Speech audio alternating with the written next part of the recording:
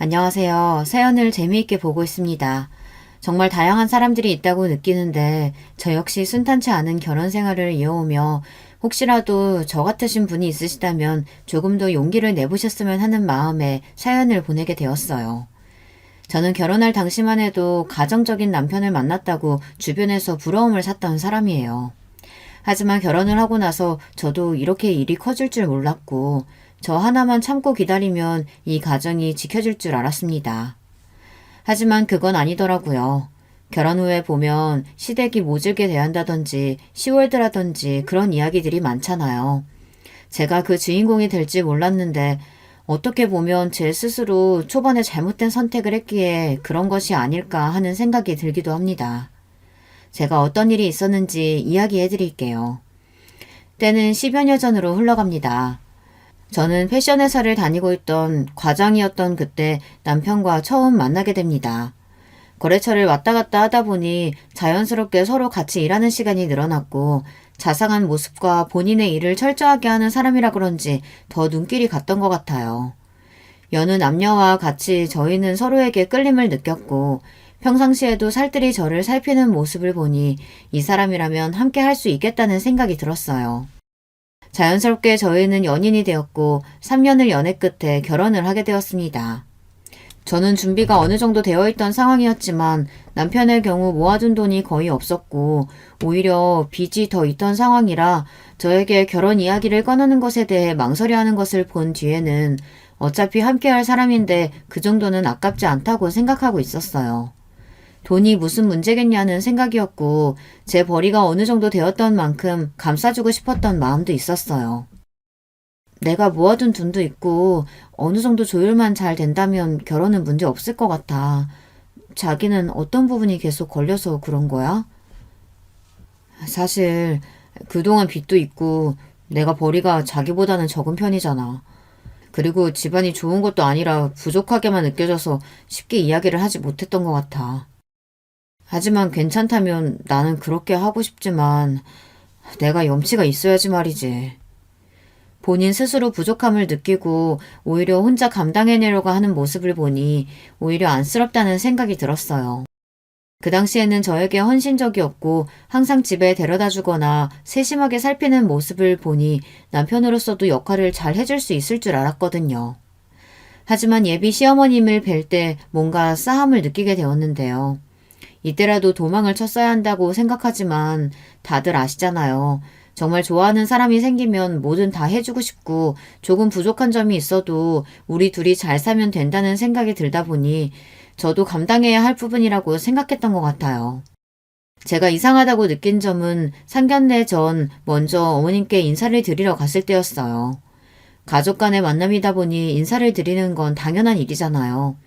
그래서 사전에 먼저 연락을 드리고 찾아갔는데 가기 전에 미리 준비하고 싶어서 좋은 과일집에서 세트로 사서 갔어요. 근데 어머님의 반응이 제가 생각했던 것과는 다르더라고요. 어머님 안녕하세요. 오는 길에 빈손으로 오기가 그래서 과일 좀 사왔어요. 어머, 얘, 요즘 누가 과일을 사들고 오니? 난 이런 것보단 상품권이 더 낫던데. 뭐 이건 돈 주고 직접 산 거야? 아님 받은 거니? 선물로 드리는 건데 다른 사람에게 받아서 드리진 않죠, 어머님. 제가 센스가 없었나 봐요. 그래도 맛있는 가게에서 사온 거니까 식사 후에 드세요. 저도 나름대로 신경을 써서 가져갔기 때문에 기분이 상한 건 어쩔 수 없지만 그래도 저 정도는 그냥 넘어갈 수 있었어요. 선물을 받는 사람이 별로라고 생각하면 뭐 그런 거니까요. 식사 후에도 마음에 들지 않으셨는지 이후에 제 연봉이라든지 자산에 대해서 많이 물어보셨는데 사실 저는 모든 것을 공개하고 싶진 않았어요. 그래서 적당히 둘러대니 뭔가 마음에 안 드셨나 봐요. 그 이후로는 연락도 받지 않으시고 예랑이를 통해서만 소식을 들을 수 있었어요. 자기야, 어머님 아직도 그때 선물 일로 삐져 계신 걸까? 연락이 통 안 되시네. 상견례 날짜도 잡아야 하고 식당은 어디가 좋은지 여쭤보고 싶은데. 괜찮아. 내가 알아서 다 잘 말씀드릴게. 생각해줘서 고마워. 어머니도 그날 맛있게 과일 드셨는데 괜히 틱틱거리신 것 같아. 마음 상했을 텐데 신경 써주니까 내가 더 자기한테 미안하다. 처음부터 끝까지 제 편을 들어주며 어머니에 대한 이야기를 할 때 더 미안해하는 모습을 보이고 보니 그 뒤로는 따로 이야기를 했던 게 없었어요. 상견례 날짜가 되었을 때는 다행히 잘 대화가 이어졌고 저희 부모님도 남자친구를 마음에 들어 하셔서 속도를 내어 결혼을 진행하게 되었어요. 결혼 전에는 서로 상의하에 예단 예물과 관련해서 맞춰서 했고 저는 적당선에서 잘 드린 것 같았는데요. 이후 만남에서 먼저 말씀을 하시더라고요. 사실 예물 예단도 제 생각에는 빚도 제가 가지고 있던 돈으로 다 하고 양가 도움 없이 집도 저희 힘, 제 돈이 거의 전부지만 그래도 섭섭하지 않게 챙겨드리기로 하고 드렸었거든요. 어머님, 이건 예단비예요. 앞으로 잘 부탁드립니다. 요즘에는 생략하는 경우도 많다고 하던데 챙겨줘서 고맙구나. 하지만 너도 알잖니? 요즘 물가 장은 아닌데 내가 생각했던 것보다는 살짝 부족하긴 하더구나. 내가 혼자라서 다행이지. 시아버지 있었다면 혼쭐 났을 수도 있겠어. 앞으로 부족한 부분은 내가 더 알려주도록 하마. 사실 예단을 적게 드린 것은 아니었어요. 혼자 사용하시기에 충분하게 들었다고 생각했는데 어른들 입장에서는 그게 아니었을까요? 돌아가신 시아버지를 언급하시니 뭔가 마음이 안 좋긴 하더라고요. 그래도 저는 어른이 하신 말씀이니 꾹 참고 내가 부족한 부분은 채워드리면 된다는 생각을 가졌던 것 같아요. 다행히 결혼식도 잘 치러졌고 또 이바지 음식을 준비하며 어머님과 살짝 트러블이 있었지만 그때 당시에는 잘 넘어갈 수 있었어요. 그 이후로는 당시 남자친구가 남편이 되며 알콩달콩 잘 살고 있었습니다. 단 저희의 싸움의 원인이 되는 부분이 대부분 어머님이셨기 때문에 시댁에 다녀온 날에는 다툼으로 인해 서로 기분 상하는 일이 허다하게 생겼어요. 모두 긍정적인 부분에 있어서 매번 부족하다고 말씀하시는 것이 더 이상 듣기 어려웠을 뿐더러 용돈을 올려달라고 하시는 것도 제가 생각했던 것보다는 부담이 될 수밖에 없더라고요. 특히 생신때가 되시거나 혹은 주기적으로 해외여행을 가고 싶다고 말씀하셨고 그럴 때마다 남편은 혼자 계신 분께서 적적해서 그러신 거라고 이야기를 하며 본인은 해줄 수 있는 여건이 되지 않으니 은근히 저에게 넘기는 분위기였어요. 사실 한두 번이야 그럴 수 있지만 갈수록 도가 지나치기도 하고 저 또한 부모님께 더 잘해드리고 싶은데 항상 시댁 쪽으로만 돈이 흘러가니 마음이 좋지 않더라고요. 저희 부모님께서는 아직 경제적인 활동을 하고 계시긴 하지만 그것과는 별개로 딸로서 챙겨드리고 싶은 마음이었거든요. 이런 고민을 어디다 털어두어야 할지 모르겠고 주변 친구들에게 이야기를 하면 같이 살자고 안 하는 것을 다행으로 여기라고 이야기를 해주더라고요. 시집살이는 그 정도면 괜찮다고 하면서 본인은 따라다니면서 옷도 사드려야 하고 음식도 하고 아주 힘들다고 말이죠. 하지만 저도 이런 고충이 느껴진 지 오래되다 보니 갈수록 뭔가 요구하는 부분이 있으면 아깝게 느껴지기도 하고 저를 비교하시는 모습을 보고 난 뒤로는 더 해드리기가 싫었던 것 같아요. 물론 기본적인 선물이나 예의는 지키긴 하지만 그 외의 것들을 더 해드리는 게 맞나라는 생각이 들었거든요. 얼마 전에는 오랜만에 여행을 즐기고 싶으시다며 베트남으로 일주일 여행을 가시겠다고 이야기를 하셨어요. 아가, 이번에는 베트남 가서 마사지도 받고 음식 먹으면서 좀 쉬다 오고 싶구나. 날짜는 다음 달이면 될 것 같고 혹시 미리 예약 좀 해줄 수 있겠니? 어머님, 이번에는 조금 어려울 것 같아요. 작년만 해도 벌써 3번이나 다녀오셨고 저희도 이제 저축을 해야 하는데 저도 어렵게 말씀드리는 거니 이해해 주실 수 있죠? 그래, 내가 너무 과한 걸 요구했나 보구나. 내 아는 친구는 한 달 유럽 여행도 며느리가 보내준다고 하는데 에휴, 내가 너희한테 너무 큰 걸 바랬나 보다. 미안하다. 이만 끊으마. 저 뒤로는 항상 한 달 정도는 연락을 드려도 받지 않아요. 집에 찾아가도 봐주시지 않고 본인이 풀릴 때쯤 다시 다른 것을 요구하시거든요. 막상 이런 일들이 지속되다 보니 지치는 것은 물론 그때 당시에는 남편이 미안해하는 마음도 있었지만 갈수록 뻔뻔해진다는 게 어떤 말인지 알 정도로 태도가 달라지기 시작했는데요. 한결같이 제 편이 되었던 배우자가 이제는 어머님 편만 드니 사람들이 왜 결혼하면 남의 편이라고 이야기하는지 알겠더라고요. 갈수록 지쳐가던 저는 이 결혼에 대한 의문이 들었어요. 그쯤 아이가 생겼고 제가 조금 더 참는 방향으로 생각을 했던 것 같아요. 남편이 어머님 편을 든다고 해서 이 관계에 대한 의문은 들어도 막상 끊는 게 어려웠던 점이 그 외의 것들은 저에게 너무 잘해주고 다정한 남편의 모습 그대로였거든요. 그러다 보니 자연스럽게 그런 부분들은 넘기게 되었던 것 같고 아이를 낳고 나서도 사이가 그렇게 나쁘지 않았어요. 오히려 출산 이후에는 더 챙겨주기도 했는데요. 문제는 산후조리원에 찾아오신 어머님 때문에 한 번 더 기분이 상하게 되어 그때 아이를 낳고 가장 크게 싸웠던 것 같아요. 어머님, 아이 너무 예쁘죠? 그이랑 똑같이 생겼더라고요. 딸은 아빠 닮으면 잘 산다는데 다행이에요. 그래, 고생했다. 나도 아이 낳아봤지만 지금이 가장 이쁠 때란다. 그나저나 이 조리원은 얼마에 들어온 거니? 엄마는 왜 또 그런 소리를 해? 아이 낳았으니 당연히 가장 좋은 곳으로 해줘야지. 2주 동안은 푹 쉬고 육아하려고 일부러 이곳으로 했어요, 어머님. 할인도 많이 들어가서 괜찮았고요. 그럴 돈 있으면 조금이라도 아껴가지고 시어머니한테 보태줄 생각을 해야지. 너는 왜 그렇게 생각이 짧니? 아이 낳아봤으니까 너도 알 거 아니야. 얼마나 어미가 고생을 하는지. 시어머님이 이야기하는 것을 듣고 난 뒤에는 더 이상 참을 수 없었습니다. 아이를 낳고 호르몬 때문에 힘든데 돈 하나 보태준 것도 없으면서 본인만 챙기려고 하는 어머님이 너무 미웠거든요. 어떻게 출산한 저한테 그런 말을 하실 수 있는지, 그리고 출산 전부터 아이에 대한 것은 하나도 안 물어보셨거든요. 그래도 첫 손주인데 따뜻한 말 한마디라도 해주실 줄 알았지만 돌아오는 말은 저런 말들 뿐이니 마음이 상할 수밖에요. 어머님, 전부터 말씀드리고 싶었던 건데 너무하신 거 아닌가요? 제가 열심히 번 돈으로 여기 온 거예요. 그리고 어머님도 아이 낳아보셨으니 산후조리가 얼마나 중요한지 아실 텐데 왜 그렇게 말씀하세요?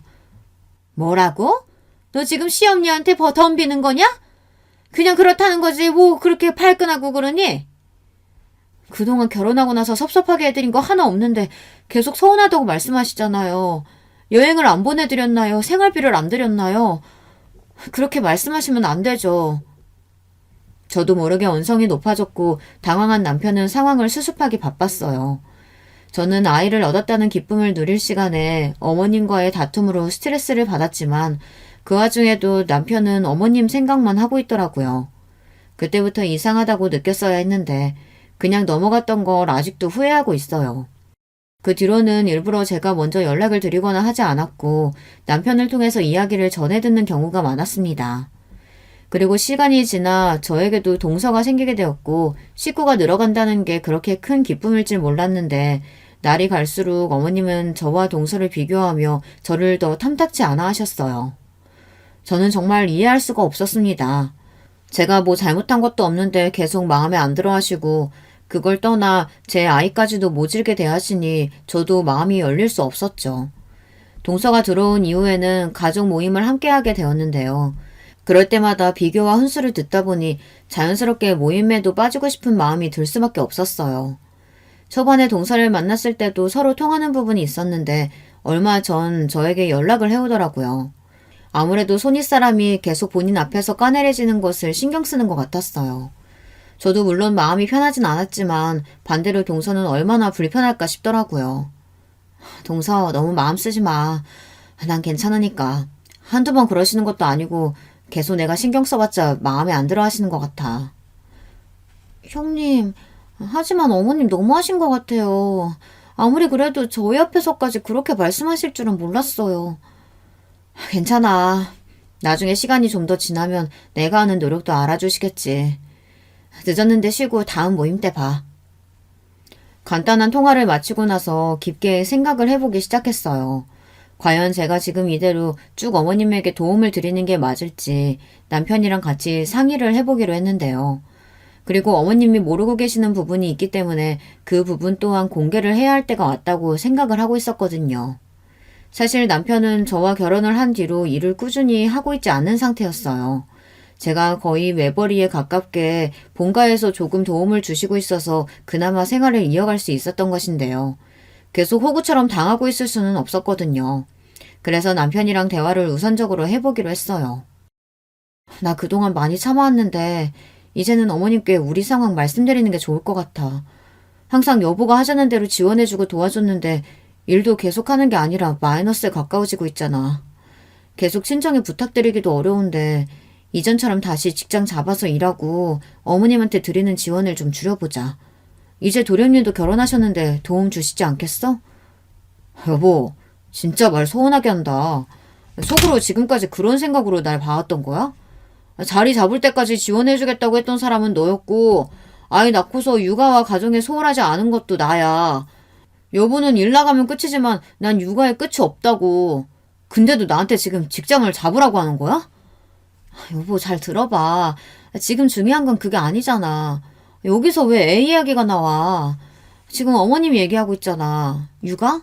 나도 우리 애 통잠 잘 때까지 어디 나가지 않고 육아휴직 내면서 도와줬잖아. 그리고 막말로 여보가 육아할 때 뭐 도와줬어? 조금만 힘들면 바람 쐬러 나간다고 카드 가지고 나가서 힐링한 건 누군데? 남편과의 대화의 끝은 제가 원하는 대답이 아니었어요.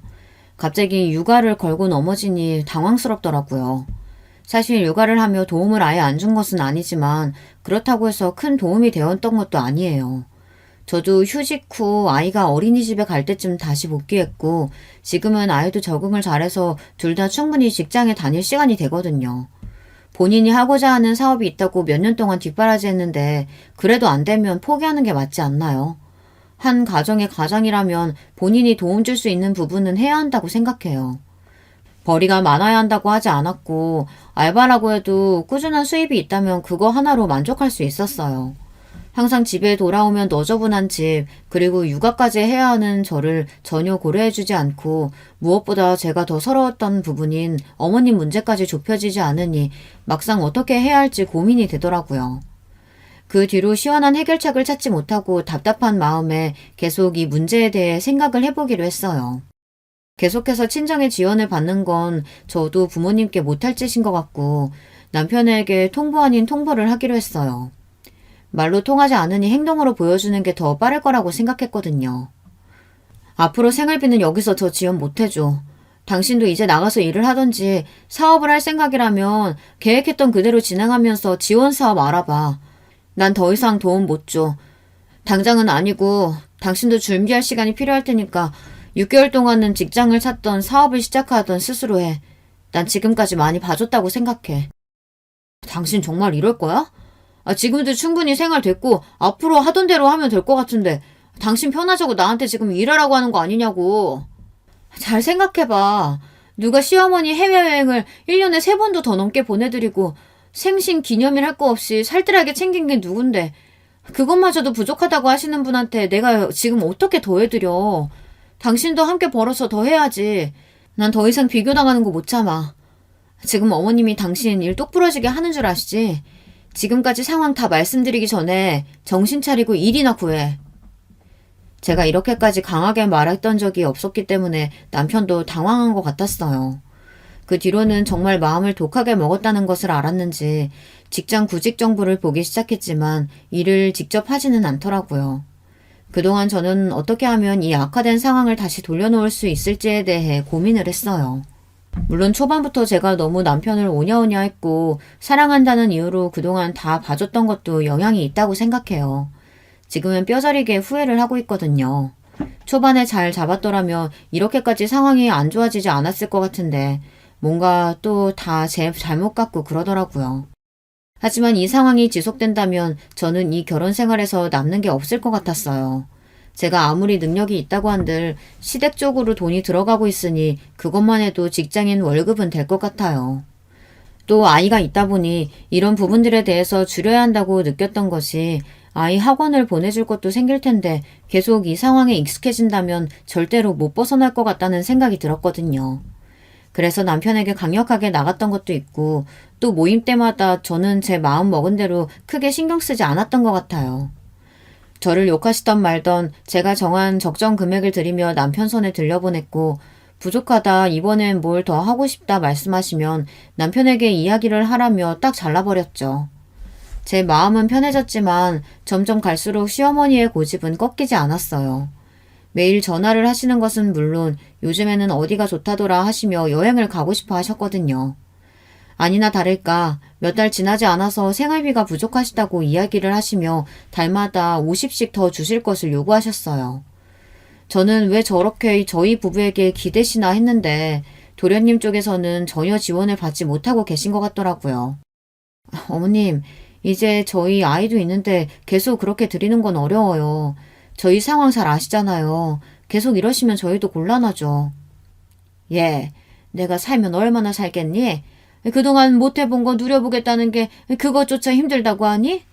요즘 며느리들은 알아서 시어머니 모시고 여행 간다는데 너는 그동안 여행만 띡 보내놓고 같이 가기랬니 뭐랬니? 항상 내가 먼저 가고 싶다고 이야기해야 하고 나 참 내 입으로 이렇게 이야기를 해야 되니?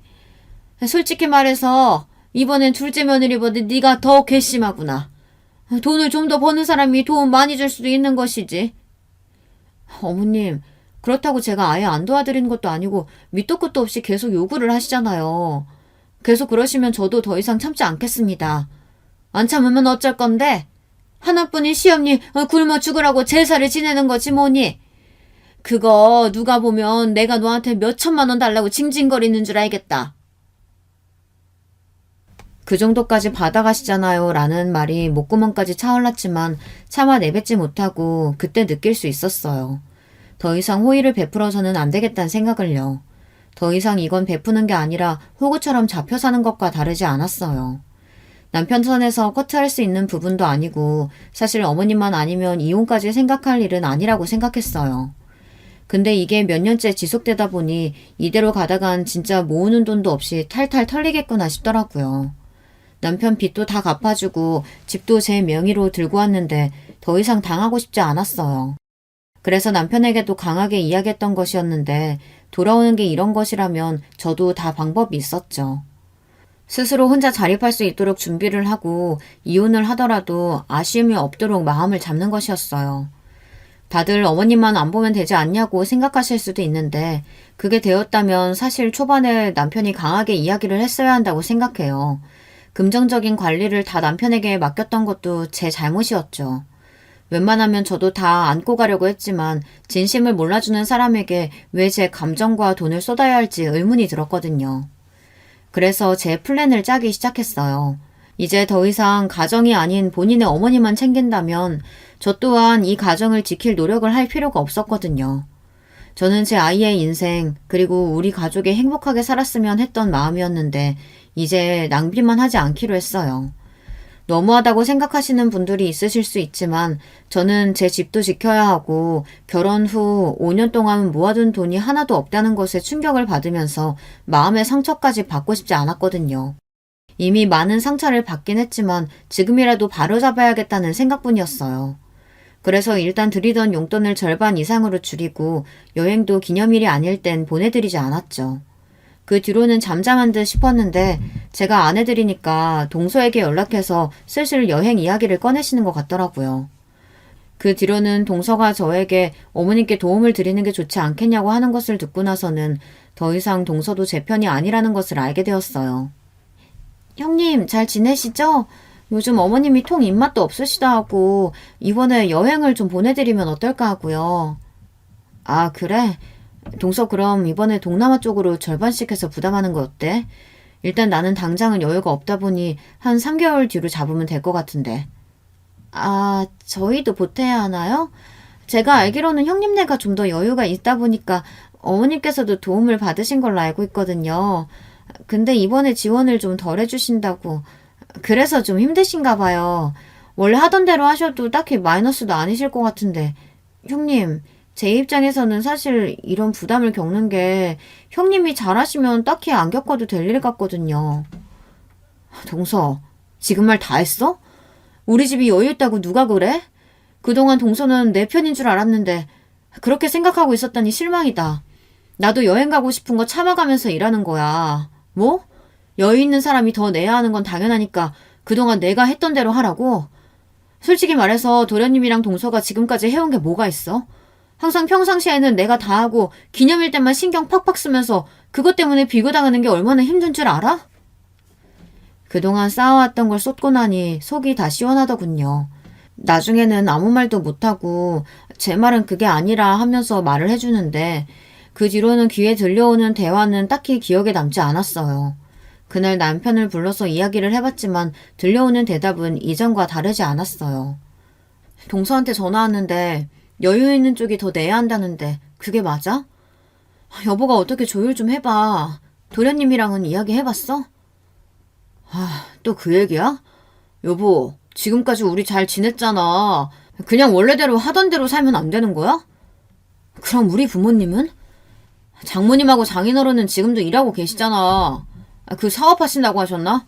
꽤 잘 되신 걸로 알고 있는데 지금처럼 살면 트러블 생길 걱정 없고 우리도 쪼들려서 사는 것도 아닌데 이 정도는 괜찮지 않아? 제가 예상했던 대로 저희 부모님은 안중에도 없더군요. 시집가서 잘 살기만 하면 된다고 본인들은 신경 쓰지 않아도 된다고 했던 부모님께 죄송해졌어요. 그동안 지원만 받았지 해드린 것 하나 없다는 것에 죄스럽고 우리 부모님도 못하시는 걸 시댁에 왜 계속 지원을 해드려야 하나 싶었거든요. 많이 벌고 덜 벌고를 떠나서 이건 아니지 않나요?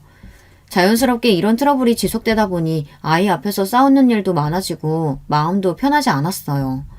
직장에서도 월급을 받으면 필요하다고 돈을 가져가는 남편에게 짜증이 나고 그 뒤로는 통장 비밀번호를 바꿨어요. 앞으로 주는 생활비로만 생활하고 어머님께 드리기로 한 용돈은 절반을 줄여서 드릴 거라고 이야기했더니 아주 난리가 나더라고요.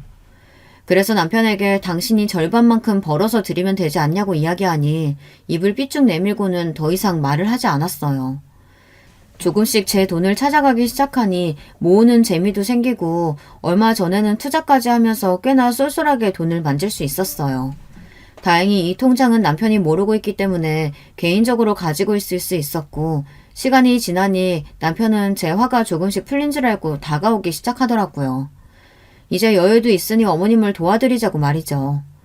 그 뒤로는 살짝 흔들리긴 했지만 지금 평정심을 유지하고 있어야 나중에 더 손해를 안 볼 것 같아 살짝만 올려드렸고 남편도 제가 독하게 나가니 일을 하기 시작했어요.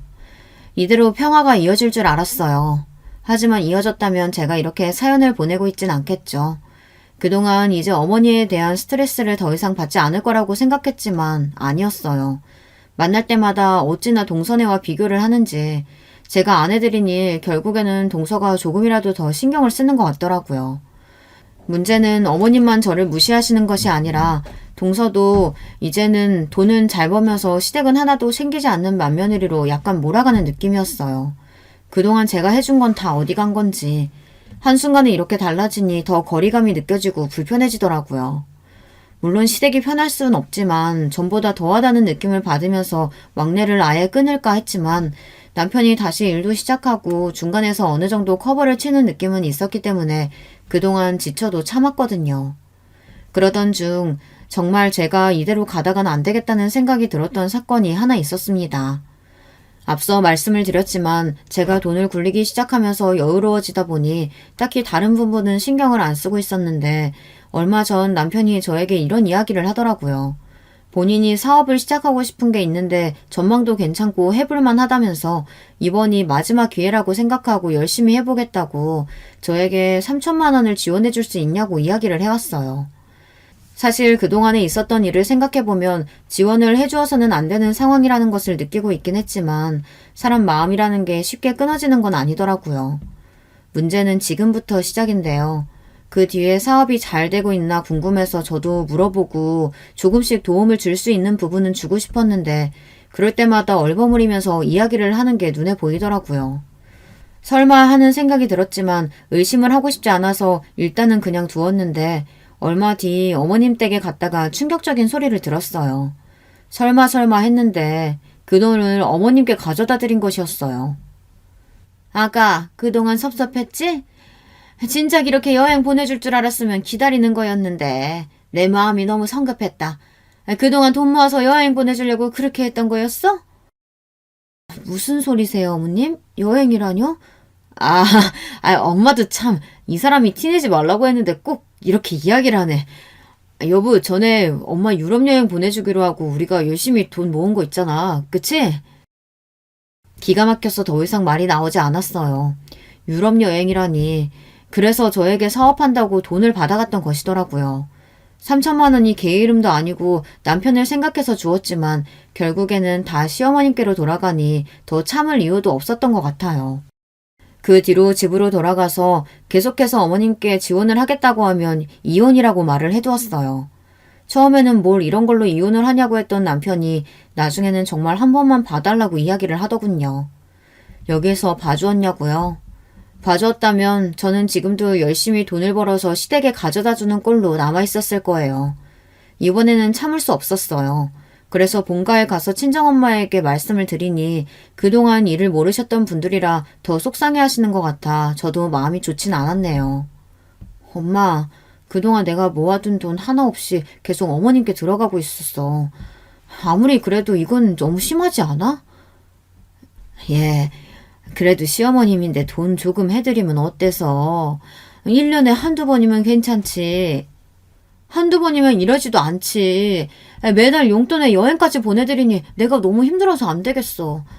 이번에 김서방이 사업한다고 가져간 3천만 원도 그대로 어머님께 갔어. 제 말의 끝으로 어머님께서는 제 생각을 존중해준다고 하셨고 어머님과의 문제라면 일단 남편 측에서 끊을 수 있도록 도움을 주라고 하셨어요. 근데 아시잖아요. 제가 그렇게 안 해본 것도 아니었고 3천만 원까지 사라지고 나니까 머리가 정말 띵할 정도로 충격적이라 그 뒤로는 돈은 한 푼도 주지 않고 카드로만 생활하게 두었거든요. 제가 며느리 도리를 안 한 것도 아니고 그게 도가 지나치니 부담을 느껴서 줄이자고 한 것인데 잘못된 건 저라고 하니 답답한 마음이 들 수밖에 없었어요. 그래도 그동안 참고 해줄 건 해드렸는데 폭탄은 작년 어머님 생신 때 터지고 말았죠. 오랜만에 동서 부부와 모여서 식사를 하는데 보란듯이 명품백을 어머님께 내미는 게 아니겠어요. 저희 부부는 상품권만 준비를 해갔는데 뭔가 비교되기 딱 좋을 정도로 상황이 만들어졌어요. 설마 했지만 아니나 다를까 어머님께서는 저와 동서 부부를 비교하기 시작했어요. 저는 거기서 참을 수 없었던 나머지 그냥 다 폭로해버리고 말았는데요. 오히려 속이 후련하고 그 일 덕분에 저는 자유를 되찾을 수 있었어요. 거봐, 이렇게 차이가 나는걸. 얘, 너는 둘째 반만이라도 닮아봐라. 생일에 상품권이 뭐니? 상품권 돈이 큰 것도 아니고 명품백 정도는 되어야 맏며느리 도리 하는 거 아니야? 말하지 않아도 이렇게 잘하니 정말 내가 둘째는 며느리를 잘 얻었구나. 얘, 너는 친정에서 시어머님한테 어떻게 하라고 말도 안 해주시던? 그리고 매년 생일 때 왜 연락은 안 해주신다니? 더러워서 못 해먹겠네요. 저기요, 지금 저희 부모님까지 건드리시는 거예요? 명품백 하나 가지고 지금 제가 해드린 건 다 잊으셨나 봐요? 얼마 전에 남편이 드린 3천만 원, 그걸로 여행은 물론 쇼핑을 아주 제대로 즐기셨던데 제가 이 명품백보다 못하다고요? 야, 더 이상 못 해먹겠으니까 니네 엄마는 네가 챙겨. 거지처럼 빌붙지 말고. 계속 봐주니까 그냥 내가 머저리로 보이지? 네 애미 때문에 이혼할란다. 잘 살아. 어머머머, 지금 뭐 하는 거니? 네가 뭐라고 지금 내 아들 뺨을. 당신 정말 너무한 거 아니야? 이혼? 지금 이혼이라고 했어? 저는 그 자리에서 일어난 남편 뺨을 있는 힘껏 내리칠 수밖에 없었어요. 준비한 상품권마저 찢긴 마당에 여기서 약해진다면 이 집안에서 못 벗어날 것을 알고 있었기 때문에 이젠 끝이라고 생각했거든요. 저와 같은 것을 바라보고 있을 줄 알았던 남편은 결국 시댁 편이었고 제가 아무리 노력한다고 해도 달라지지 않으니 저를 지키기 위해서도 이혼이 답이라는 생각이 들더군요. 어머님, 착각하고 계시는데요. 그동안 용돈 여행 다 제 돈으로 보내드린 거예요. 저 혼자 외벌이한 지 꽤 됐고요. 오히려 남편은 사업한다고 이것저것 돈만 가져갔어요. 그 잘난 아들이 사실 백수라고요. 아시겠어요? 이게 무슨 소리냐 아들아? 너 대기업에 입사했다고 하지 않았어? 아가 너도 봉급 많이 올라서 월천은 우습게 본다고 들었는데. 월천이요? 그건 누구 입에서 들으셨을까요? 제가 다른 사람들보다 더 벌긴 해도 그 정도는 아닙니다. 저 그동안 힘든 거 참아가면서 어머니께 좋은 거 다 해드리고 싶었어요. 하지만 혼자서 버는데 계속해서 감당하기가 어려워지니 부탁드렸던 건데 계속 동서와 비교만 해대셨잖아요. 하지만 이제 상관없습니다. 이젠 저도 더 이상 호구같이 굴지 않을 거예요. 그 뒤로 그 자리를 뛰쳐나왔고 홀가분함과 속에서 올라오는 화를 동시에 느꼈어요. 그동안 제가 했던 행동들은 당연한 것처럼 느꼈던 시댁. 그리고 남편은 겉으로만 저를 생각해주는 척하며 속으로는 저를 이용하고 있었다는 사실이 슬프고 힘들더라고요. 그 뒤로는 제 전화기에 동서, 도련님, 시어머님, 남편까지 한 번에 연락이 오니까 전화기가 끊임없이 울려댔어요. 저는 그 사건을 터뜨리고 난 뒤 바로 아이를 데리고 와서 친정에 들어갔습니다. 그리고는 부모님께 자초지종을 설명해 드렸는데요. 충격을 받으신 것 같았지만 딸이 이렇게까지 나올 정도라면 이 결혼 생활은 의미가 없는 것 같다며 이야기를 해주셨어요. 계속 연락을 피하는 것은 아닌 것 같아 남편에게 먼저 전화를 걸어 앞으로 상황에 대해서 말을 해봤어요. 이미 마음을 굳혔기 때문에 사실 흔들릴 것 같진 않아서 정리를 할 시간이 필요하진 않더라고요. 너 그 상황을 만두고 그대로 나가버리면 다냐? 남편한테 뺨치고 이혼? 말 다 했어? 내가 그동안 참아온 게 얼만데 그 정도도 못해. 이혼 흥분해서 나온 소리 아니야. 예전부터 생각해왔어. 난 알아서 잘해줄 줄 알았는데 결국에는 날 그냥 효자 노릇하려고 이용한 도구밖에 더 돼? 말을 왜 또 그렇게 해? 일단 만나서 얘기하자. 어디야? 내가 거기로 갈게. 애는 왜 또 데리고 갔어? 네가 알아서 뭐 할 건데. 이혼 서류 보낼 거니까 사인이나 해. 소송 걸 생각은 죽어도 하지 말고. 친권도 다 내가 가져올 거야. 그리고 그 집도 4명이니까 당장 짐 싸서 나가고. 앞으로 필요한 얘기는 문자로만 해. 단번에 끊어버리니 얼마나 숨통이 트이던지. 아무것도 없이 나갈 남편이 걱정되면 어쩌나 했지만 이미 제 마음은 전보다 사그라들었던 것 같아요. 영원히 내 편일 것 같았던 다정한 남편. 하지만 결국 저는 효자 노릇을 위한 수단이었을 뿐 정말 절 사랑하긴 했을까요? 그 마음조차 의심이 들다 보니 마음이 더 편하지 않았어요. 급한 대로 아이의 유치원은 부모님께 등하원을 맡기고 저는 집으로 돌아가 절차대로 진행을 할 수 있었습니다. 제 스스로도 잘한 일이라고 생각하는 부분 중 하나가 이혼을 결심하고 흔들리지 않았다는 점이에요. 사실 시어머님께 해드린 것들 말이라도 좋게 해주셨다면 어땠을까라는 생각이 들기도 해요. 모질게만 대하지 않으시고 저를 며느리로서 따뜻하게 대해주셨다면 그 돈이 아까웠을까 싶기도 하고요. 외벌이로 계속 버티다 보니 저도 지칠 수밖에 없었는데 그때마다 위로해주시고 조금이라도 제 마음을 이해해주셨더라면 이렇게까지는 하지 않았을 것 같아요. 남편도 마찬가지죠. 어떻게 보면 영원한 제 짝인데 초반에는 스스로 부족하다고 느끼고 저에게 미안한 마음이라도 있었지만 갈수록 달라지는 눈빛 그리고 정리를 하다가 알게 된 사실 중 하나는 저 몰래 외도를 하고 있더라고요. 그것도 제 돈으로 말이죠. 통장에서 계속 현금이 나가고 본인 통장으로 이체해서 쓰고 있었던 것이었어요. 외도는 어떻게 아셨냐고 물어보실 수도 있는데 일단 통장 내역은 그렇다 쳐도 블랙박스는 어떻게 핑계댈 수 있는 부분이 아니더라고요. 더 이상 귀찮게 끌려다니고 싶지 않아서 그 내역들도 다 저장해두고 만나서 이야기를 하니 꼬리를 내리고 다시는 그러지 않겠다고 하면서 빌었어요. 그동안 어머님께 내 돈으로 효자 노릇한 걸로 모자라서 여자까지 있었네? 일도 안 하면서 재미는 혼자 다 보고 이렇게라도 알게 돼서 다행이야.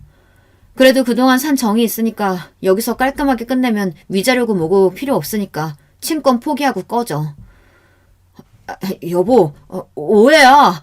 진짜 몇 번 만난 게 끝이고 여보가 생각하는 그런 사이 아니야. 믿어줘. 내가 다 잘못했어. 그냥 힘들다고 해서 몇 번 이야기 들어준 것 뿐이야. 근데 그 상대가 더 대박이더라. 난 그렇게 코맹맹이 소리까지 낼 줄은 몰랐는데 동서가 아주 재주가 좋더라고. 내가 정말 할 말이 없어. 제발 동생에게 이야기하지 말아줘. 그렇습니다. 남편은 제 돈으로 동서와 바람까지 피고 있었던 것이더라고요. 사실 이것까지는 제가 긴가민가 하긴 했는데 목소리 톤을 들어보니까 딱 동서였고 차 안에서 동서가 자주 쓰는 브랜드의 립스틱까지 나왔어요.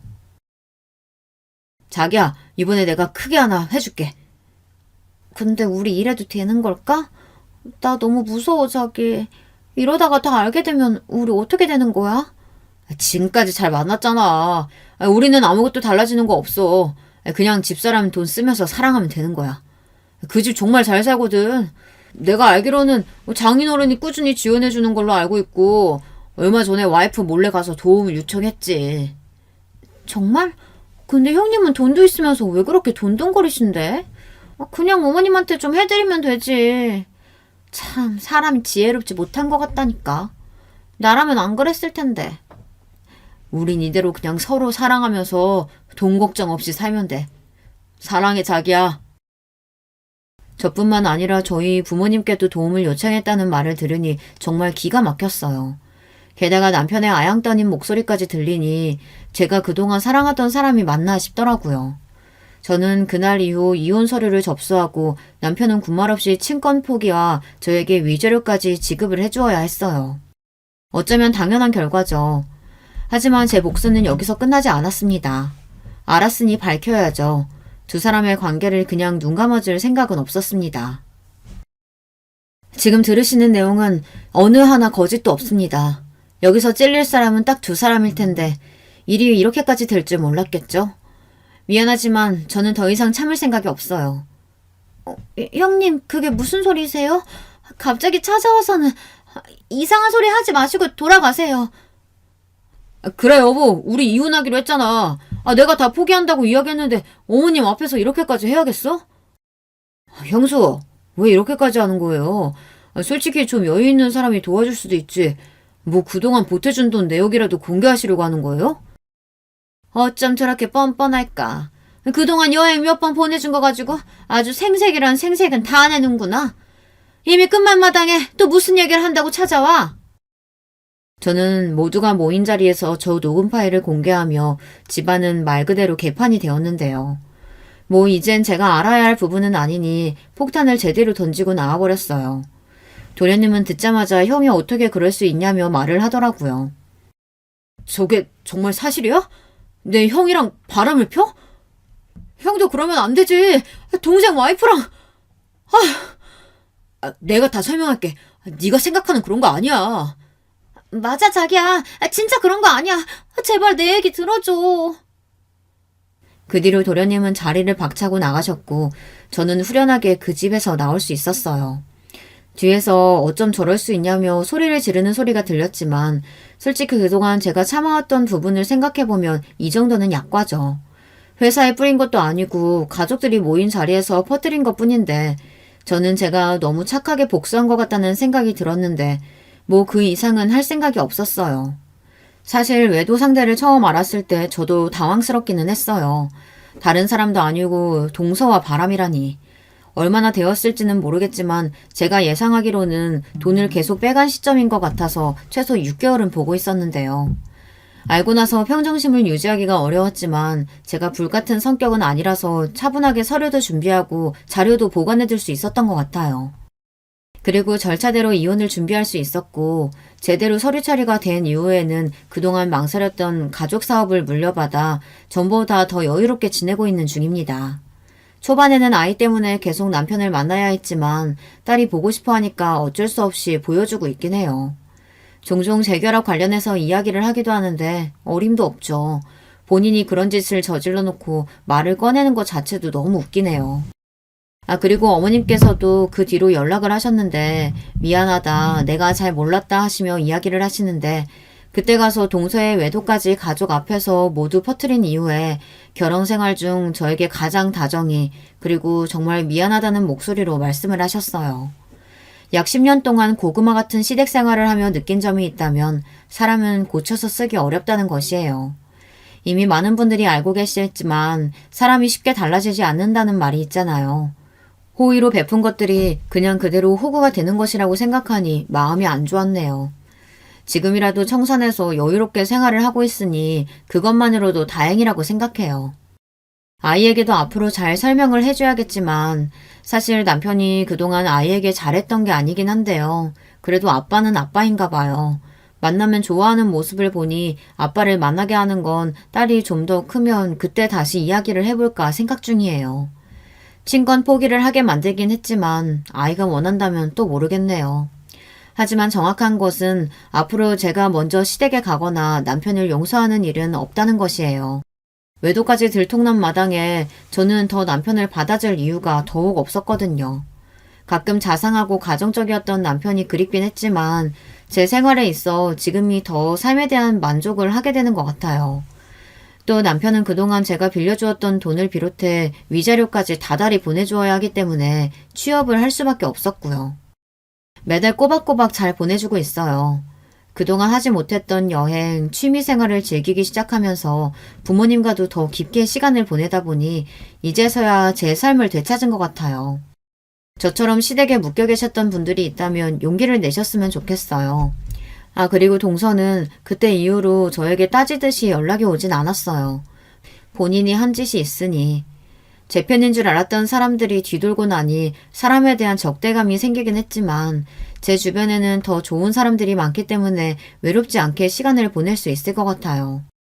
이번에도 사업 운영하면서 여유가 생기다 보니 오히려 주변 친구들을 더 챙기기도 하고 부모님께 선물을 드리면서 지금 생활을 즐기고 있는데요. 제 이야기를 들은 가장 친한 친구는 오히려 잘 갈라섰다고 이야기를 해주니 위로도 되고 좋아요. 10년이나 시간이 흘러버렸지만 앞으로 20년, 30년을 두고 생각을 해봤을 때 정말 잘한 일이라고 생각해요. 그동안 아들이 번 돈이라고 착각하고 본인 돈처럼 썼던 시어머니, 그리고 본인 돈도 아니면서 효자 노릇하며 외도까지 했던 남편을 생각하면 아직까지는 울분이 올라오긴 하지만 이만해서 다행이라는 생각으로 살고 있습니다. 안녕하세요. 어느덧 제 자신을 70대라고 소개하게 되다니 적으면서도 잘 실감이 나지 않네요. 아무튼 주민번호상으로 그렇게 나이가 됐네요. 마음만은 그렇지 않다고 믿고 싶을 뿐입니다. 이런 저의 이야기를 누군가와 나눠보고 싶어서 서툴게 글을 적어보게 됐습니다. 저를 비롯하여 다들 어릴 적부터 잘 알아왔던 친구들이 한 명씩은 있으실 거예요. 사이가 좋았을 수도 있고 아니면 같이 지낸 시간이 많아서 친구라고 부르기도 했었을 거고요. 저에겐 후자 쪽에 가까운 중마고우 친구가 있었어요. 이름은 영환이라고 하는데 고등학교 시절에 같은 반이었답니다. 저는 6남매 중 넷째였고 영환이는 3형제 중 막내였어요. 그러다 보니 영환이는 늘 형제가 많은 우리 집에 곧잘 놀러왔고 둘 다 그림 그리는 걸 좋아하고 소질이 있어서 더욱 친해졌어요. 승철아, 난 언젠가 꼭 그림으로 성공할 거야. 서울 가면 화실도 좋은 데 많고 거기서 문화생으로 일들도 하고 그러더라. 돈도 많이 벌 수 있고 유명해진대. 너나 나나 둘 다 그림 그리는 거 좋아하니까 꼭 올라가서 우리 일을 한번 해보자. 선생님도 우리 인정해 주셨잖아. 당시에는 요즘 애들처럼 애지간해서 다들 대학을 가는 때도 아니었고 고등학교까지 다녔으면 잘했다고 생각될 때였어요. 저 같은 경우는 형제들도 많고 아무리 차남이라지만 집에서는 크게 관심이 없었어요. 어릴 적부터 공예나 손으로 조작하고 그리고 만드는 것을 잘했던 저는 고등학교 때 선생님께 이 부분으로 인정을 받았어요. 저 말고 이 영환이 친구 역시 그림을 잘 그리는 편이었는데요. 둘은 선의의 경쟁자이면서도 비슷한 꿈을 갖고 있는 동역자이기도 했었어요. 이후 고등학교를 졸업하고 군대도 다녀온 뒤 둘은 함께 서울로 올라오게 됐고 같이 화실에 다니게 됐답니다. 문화생으로 일하면서 아주 많은 일들을 겪고 힘든 일들도 제법 많이 만나게 됐어요. 지방에서 올라온 두 촌놈을 대하고 굴리는 모양새는 아주 험악했거든요. 결국 우리는 다른 작업실로 옮겨가게 됐고 그나마 거기서 조금 기력을 펼치게 됐습니다. 그땐 제가 좀 더 잘 풀렸고 이 부분에 대해서 영환이는 처음에 축하를 해줬어요. 승철이 네가 좀 더 손이 빠른 것 같아. 여기 박 선생님은 네 재능을 아주 좋게 봐주시니까 이제 승승장구하는 일만 남았네. 너무 부럽다 이 자식아. 이렇게 웃으면서 말을 해줬지만 나중에 박 선생님이 저를 찾는 일이 많아지고 영환이가 조금씩 소외되면서 우리 둘의 관계는 점점 뒤틀리게 됐어요. 당시 저는 많은 작업량들을 감당하느라 힘들어서 기진맥진해 있었는데 도통 본인 쪽으로 일이 늘어나지 않으니 영환이는 셈이 났나 봐요. 이상하게 이 무렵쯤부터 은근슬쩍 빈정거리고 화가 나 있는 말투를 쓰더라고요. 좋겠다 승철아. 난 지금 돈 받을 곳도 없고 정말 딱 죽을 지경이야. 박 선생님이 널 되게 예쁘게 보는 것 같던데 이러다가 너 할머니한테 장가 가는 거 아니냐? 이 말은 저와 박 선생님을 동시에 모욕한 말이었어요. 피로도가 심해 있었고 그 전에도 슬쩍 감정 섞인 말장난을 하는 영환이에게 쌓여 있었던 저는 못 참고 그만 물리적 행동을 하게 됐어요. 이후로 둘이 며칠 안 되어 사과를 하고 화해를 하긴 했지만 좀처럼 우리 둘 사이는 좁혀지기 힘들겠더군요. 저는 점점 더 바빠졌고 이윽고 영환이는 다른 화실로 옮겨가게 됐으니까요. 아예 평행대로를 달리게 되면서 둘이 함께하던 길은 없어졌고 어쩌다가 만나서 서로 작업에 대한 고충을 털어놓는 정도가 됐어요. 이때 같이 만나던 화가 친구들이 몇몇 또 있었는데 모임을 하나 만들어서 주기적으로 만나긴 했답니다. 그렇게 다들 꾸준히 그림 일을 10여 년을 넘도록 하는 사이 영환이 녀석이 갑자기 장가를 가게 된 거예요. 당시 전 장가 갈 생각이 전혀 없었지만 영환이는 평소 빨리 가정을 꾸리고 싶어 했었어요. 그리하여 친구들 모두 모여서 축하를 해주었고 영환이는 이때 아주 굳은 다짐을 내보였답니다. 이제 내가 책임질 가족이 생겼어. 마누라도 생겼고 하니 얼른 애도 낳고 더 열심히 일해서 유명해지고 돈도 많이 벌 거야. 승철이 너도 앵간히 일하고 가정 꾸려. 남자는 가정에 있어야 비로소 제 몫을 하는 거야. 전 이렇게 젠체하면서 저에게 기회만 있으면 설교를 하려는 영환이가 마음에 들지 않았어요. 그럼에도 어릴 적부터 끈이 연결되어 있다는 인식이 있어서인지 불만이 있다가도 그걸 마냥 티를 낼 수가 없더라고요. 그렇게 은근하게 여전히 우리 사이에 거리는 있는 상태로 쭉 인연을 이어가게 됐어요. 이후 얼마 안 되어 영환이는 아들, 딸을 2살 터울로 낳았고 우리들 또래 중에선 제법 빨리 자식을 본 셈이었답니다. 그런 모습을 보면서 그전에는 딱히 가정을 꾸릴 생각이 없었던 저도 조금은 결혼 생각이 들기 시작했어요. 그리고 제일 중요한 건 이 시기부터 정말 영환이 말대로 모든 게 달라지기 시작하더군요. 자식이 있어서 그런 건지 아니면 원래 그 자신만만한 모습에 박차가 가해진 건진 몰라도 영환이는 아주 눈코 뜰 새 없이 바쁘게 뛰어다니고 일하기 시작했어요. 영환이 말로는 본인이 가정도 있고 하니까 다들 믿음직스러워한다면서 이 부분을 여전히 훈계하려 드는 거예요. 그리고 단순 훈계로 치부하기에는 실제로 이때 무렵부터 영환이는 단독 작업실을 열게 됐어요. 만년 문화생에 하청받아서 일하는 입장과 달리 이제 사람을 부리는 입장이 된 거예요. 무려 영환이에게 일을 맡겨오는 작업실도 늘어나게 됐고 이 모든 것은 발빠르게 뛰어다닌 영업력도 한몫하게 됐고요. 그때 영환이는 여전히 저에게 애정인지 자격지심인지 모를 소리를 하면서 충고를 하더라고요. 제가 원하지도 않고 바라지도 않았던 충고를 말이에요. 승철아, 언제까지 남의 일만 해주면서 살래? 그거 길어봤자 우리 같은 기술쟁이들은 얼마 안 지나서 나가 떨어져. 너도 얼른 장가 가고 뭣도 하고 생계를 책임지려면 네 힘으로 작업실을 차려야 돼.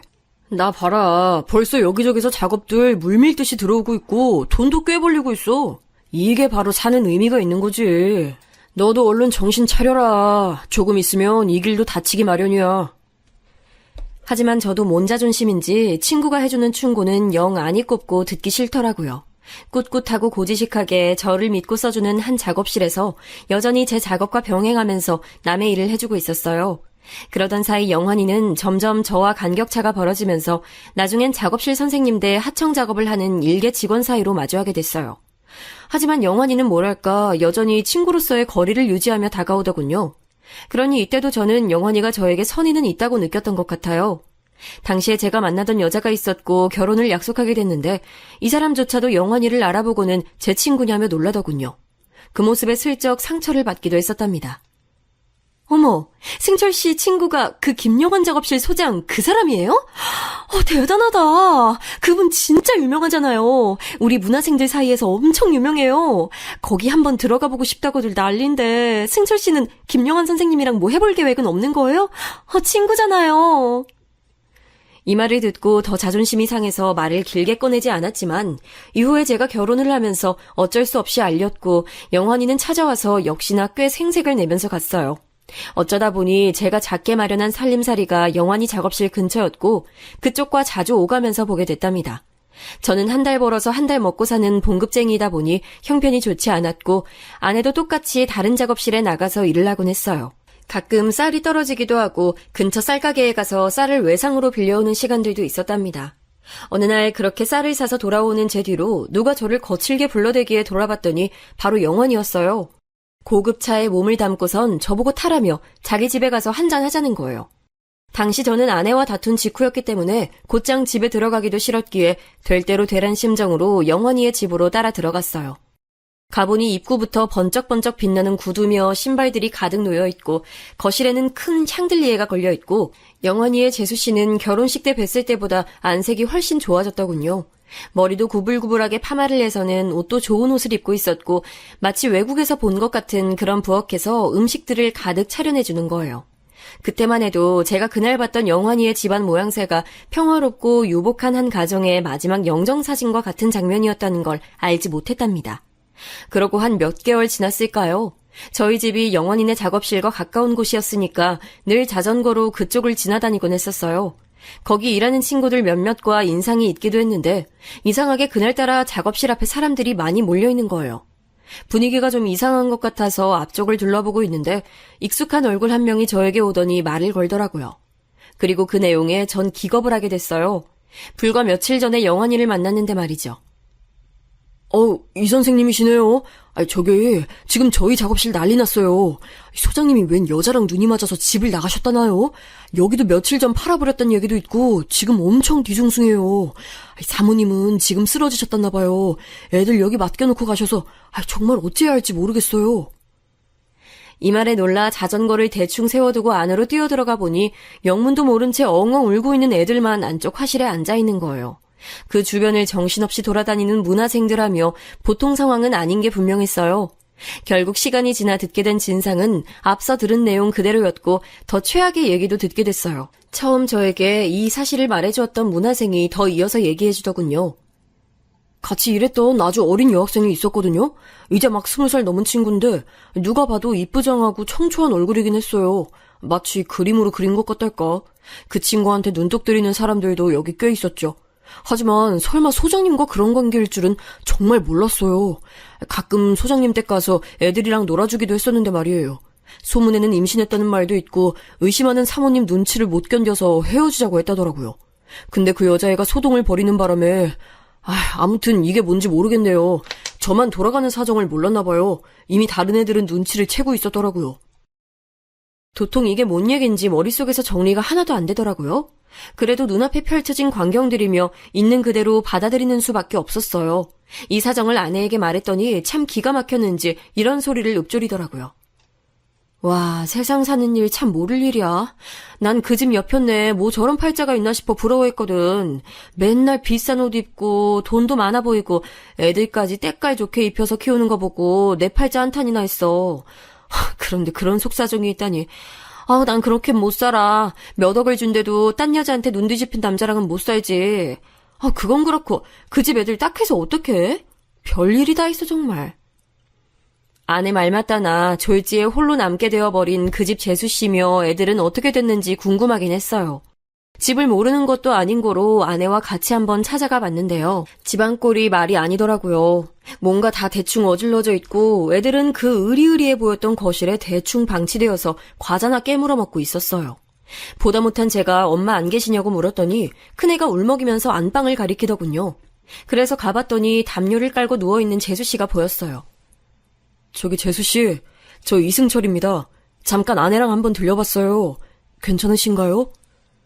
이렇게 말을 걸었더니 재수씨는 그 자리에서 벌떡 일어나 앉고는 저랑 아내만 있는 걸 보고 다시 한숨을 팍팍 쉬더군요.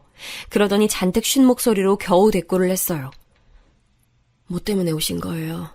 지금 누구 만날 기분이 아니에요. 그게 아니라 영원히 연락 안 되시는 겁니까? 지금 사정이 어떻게 된 건지 잘 몰라서. 제 말이 떨어지기가 무섭게 재수씨는 곧바로 눈가가 벌게지더니 이윽고 눈물을 터뜨리면서 오열을 하는 거예요. 이거 제가 구멍난 댐을 잘못 건드리기라도 한 양 엄청난 눈물이 장시간 쏟아지는 것을 눈으로 보게 됐어요. 꼬기집애랑 도망가서 사무실도 팔아버리고 지금 우리 집도 넘어가게 생겼어요. 그 앙큼한 기집애가 대체 얼마를 달라고 요구한 건지. 이 집에도 이제 오래 못 있어요. 애들이랑 같이 우리 시골 친정으로 가야 한다고요. 정말 그 인간 딱 한 번만 볼 수 있다면 다 엉망진창으로 만들어버리고 싶어요. 이런 모양새를 보고 있으니 저도 한숨이 팍팍 나오더라고요. 더 뭐라 말할 길도 없었고 정말 가슴이 갑갑해지는 것만 느껴졌어요. 그런데 문득 여기 재수씨도 그렇지만 밖에 겁에 질린 얼굴로 있는 아이들이 너무 안쓰럽게 느껴지더라고요. 저도 형제가 많은 집에서 자라서 그런지 늘 복작복작하게 자라왔고 애들이 저렇게 어른 눈치를 보며 괴로워하는 걸 더 보기 힘들었어요. 저기 재수씨, 괜찮으시면 제가 애들 좀 집에 데려가서 밥을 먹여도 괜찮을까요? 많이 배가 고파 보이네요. 엄마가 아파 보이니 애들도 걱정하는 것 같고 말이에요. 제 말을 듣자마자 재수씨는 바로 표정이 일그러지면서 눈썹 모양이 팔자가 되더니 두 손으로 얼굴을 가리고 또 엉엉 울기 시작하는 거예요. 그러고는 고개를 엄청 크게 끄덕거리면서 그 자세 그대로 앞으로 절하듯이 몸이 엎드려지는 거예요. 고마워요, 고마워요. 내 새끼들, 지금 내가 내 새끼들도 돌볼 정신이 안 돼요. 고마워요. 이런 모습을 보니 애도 없이 결혼 연차만 늘어가고 있는 우리 부부 입장에선 참으로 마음이 좋지 않았어요. 그대로 나가서 애들 둘을 데리고 우리 집에 왔고 아내가 얼른 집에 있는 것들로 먹거리를 만들어줬어요. 대충 찌개와 계란 후라이와 생선 같은 것만 구워서 차려준 것 같은데 애들이 얼마나 허겁지겁 먹던지 가슴이 저리 타더군요. 못 먹는 시절도 아니고 못 먹고 자란 애들도 아닌데 갑작스런 아빠의 행방불명으로 엄마는 저렇게 주저앉아 있고 밥 하나 달란 소리 못하고 과자를 찾아서 먹고 있던 모습이 안쓰러웠어요. 적당한 때에 데려다 주려고 했지만 아무리 봐도 그 침통하고 어두운 집 분위기 속에 얘네들을 다시 보내기가 좀 그렇더라고요. 그래서 며칠 이쪽에서 데리고 자는 게 좋지 않을까 싶었고 다행히 아내도 동의해줬어요. 전화 걸어서 얘기를 했더니 재수 씨도 며칠간만 부탁한다고 하더군요. 네, 감사합니다. 정말 감사해요. 지금 저도 제 몸 추스르기 힘들어서 애들한테 너무 미안한데 그렇게 해주신다니 몸둘 바를 모르겠네요. 감사합니다. 엄마가 곧 찾으러 간다고 얘기해주세요. 이렇게 답을 듣고 우리는 좁디 좁은 집이지만 한쪽 방을 내주고 둘이 부엌 옆 조그만 공간에서 잠을 잤어요. 불편하다고 느낄 겨를도 없었던 게 그 조그만 아이들이 밤새 눈물을 훌쩍거리다가 또 깨고 겨우 잠들고 하는 걸 보니까 마음이 아프더라고요. 그런 모습을 보면서 도대체 영환이 이 녀석은 무슨 생각인 건지 어떻게 자기 핏줄들을 다 버리고 그리 도망가 버릴 수 있는 건지 이해가 되지 않았어요. 그런 상황을 지켜보다가 아무래도 마음이 좋지 않아서 아내에게 또 의논을 했는데 이 부분은 아내가 동의해주지 않더라고요. 말도 안 돼. 그런 돈이 어디 있어. 당신 몰라? 저 집 돈 많던 집안이야. 집 다 날리게 생겼다는 것도 그냥 앓는 소리로 하는 말일 수도 있어. 아니 누가 누구 생각을 해주고 있는 거야 대체? 애들이야 좀 짠하긴 해서 데리고 있자고 했지만 돈까진 아니지 정말. 진짜 지나가던 개가 없겠어. 아니 우리 형편에 무슨 부잣집 마나님네 망한 걸 걱정해. 제가 볼 땐 얼마 안 가서 집도 다 내놔야 할 테고 재수 씨 혼자서 애 둘을 데리고 시골을 간다고 해도 그 집 형편을 전 알고 있었어요. 왜냐면 영원이가 결혼할 무렵 둘 다 집이 찢어지게 가난하다고 했었거든요. 그러다가 저렇게 돈도 불어나고 성공한 걸로 아는데 시골집 내려가봤자 생활 궁하고 살기 힘든 건 차이가 없을 것 같았어요. 그래서 결국 애들 데려다주는 길목에 아내 몰래 제 돈 얼마를 떼서 건네줬어요. 그 집 막내인 딸아이의 손에 쥐어주며 이거 엄마에게 드리라고 했습니다. 이거 삼촌이랑 이모가 드리는 거라고 해. 엄마 말씀 잘 듣고 오빠 말도 잘 듣고 잘 지내고 다음에 삼촌 또 만나면 그땐 곱하기 놀이도 하는 거야. 알았지? 그렇게 저는 눈물이 그렁그렁한 그 남매들을 재수 씨 손에 넘겨보냈고 얼마 안 가서 시골로 내려갔다는 소식을 듣게 됐어요. 그도 그럴 것이 그 동네에 기묘할 정도로 고급스러운 그 집에서 짐을 내리고 공간을 빼는 모양새는 무척 눈에 띄었으니까요. 영환이의 작업실도 곧장 다른 곳에 팔렸는지 간판도 다 내렸고 아무튼 업계에서는 아주 흉흉한 소문들만 무성하게 되었답니다. 그러고 몇 년쯤 지나서 우리 부부에게도 반가운 소식이 찾아왔으니 바로 아이가 생긴 거예요. 첫 아이는 딸이었고 2년 뒤에 아들까지 태어나게 됐습니다. 저에게 너무 꿈같은 아이들을 품에 안고 나니 그제서야 옛날에 영환이가 했던 말이 문득 떠오르는 거예요. 가정을 꾸린 뒤에 남자는 비로소 남자다워진다. 남자의 역할을 한다. 사회에서 인정을 받는다 등등의 말들이요. 사실 바꿔 생각하면 그렇게 됐을 때 남자의 자격이 생기는 건 아니고 부양할 몫이 생기니 그걸 짊어지는 모습으로 바뀌어 간다고 생각해요. 한편으론 그렇게 목숨처럼 소중하고 이쁜 아이들을 보면서 영환이의 어떤 부분이 참 독하단 생각이 들었어요. 어떻게 생떼 같은 자식들을 두고 여자와 도망간 것일까, 자기 애들이 보고 싶지 않을까 등등의 생각 말이에요. 그러면서 애들이 커가는 동안 저도 조금은 수입이 늘었고 지하 단칸방에서 연립으로 이사가게 됐어요. 90년대 초반에 지하 단칸방을 탈출하고 연립으로 가게 된 건 제 기준에서 나름 성공했다고 볼 수 있었답니다. 드디어 1층으로 올라왔고 지금으로 치면 한 25평대의 마당이 있는 연립에 들어가게 됐으니까요. 이때 저희 아버지이며 본가의 가족들도 비로소 서울에 있는 아들 집에 오셨었고 누나들과 형, 동생도 둘러보러 왔었어요. 아마 그들 중 제가 제일 형편이 괜찮은 상태였으니까 그랬던 것 같네요. 그런데 이때가 제 인생에서 가장 유복한 시절의 한 장면이었다는 것이 참 가슴이 아프게 느껴지네요. 당시만 해도 저는 젊었고 패기가 넘쳤고 단기간에 나름의 성공을 이루게 되었다고 여겨서 무척 기뻐하고 있었어요. 번듯하게 집을 샀고 지하에 있는 집도 세를 주게 될 정도로 신세가 달라졌으니까요. 역시 가정이 생기니 책임감도 생기고 죽기 살기로 일하니까 뭔가 달라지나 싶었어요. 그런 와중에 이런 소식까지도 듣게 됐답니다. 업계에서 만난 친구로부터 말이에요. 이봐 승철이, 그 영환이 소식 들었나? 뭐? 영환이? 김영환 말이야?